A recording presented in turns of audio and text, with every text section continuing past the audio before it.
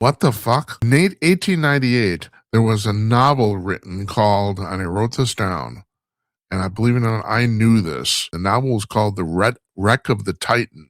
It was written by Morgan Robertson in 1898. It was about the largest ship in the world, passenger ship called the Titan, which sank in the North Atlantic on its maiden voyage after hitting an iceberg. 12 years later, that happened to the Titanic. And note the name of the ships in the novel was called the Titan.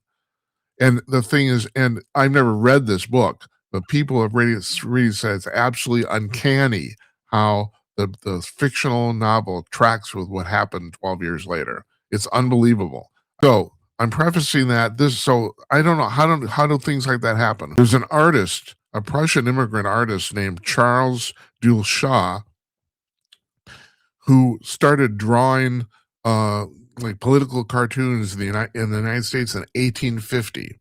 And he drew a series of cartoons of fanciful airships. Now, granted, you have to understand at this point, airships were a complete like neophyte novelty. But in the 1850s, they did exist, but they were very primitive and very, very rare. Airships. And I got a picture of one of them. He drew them, and you got to see this.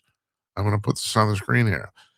And on the side of the airship, there's the word Trump. And it's hard to see here because it's buried, but he also put the numbers in 45 and 47 for no particular reason that anybody can figure out. He drew several of these pictures with the word Trump and 45 and 47 on them. This is in the 1850s. What the fuck? And then, like, I'm talking about this novel about the precursor of the Titanic.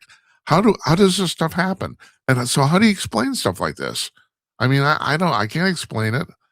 I mean, I'll tell you, I shouldn't say this because this makes me one of those things that makes me look like a crackpot. I've always had this theory, and supposedly people who have been abducted by extraterrestrials have been told this, that time as humans perceive it actually doesn't exist. And I've always thought this since I was a little kid. And for all practical purposes, everything's happening all at the same time. I know that quite a few years ago, there's two guys who won the Nobel Prize in Physics for essentially proving that time is real.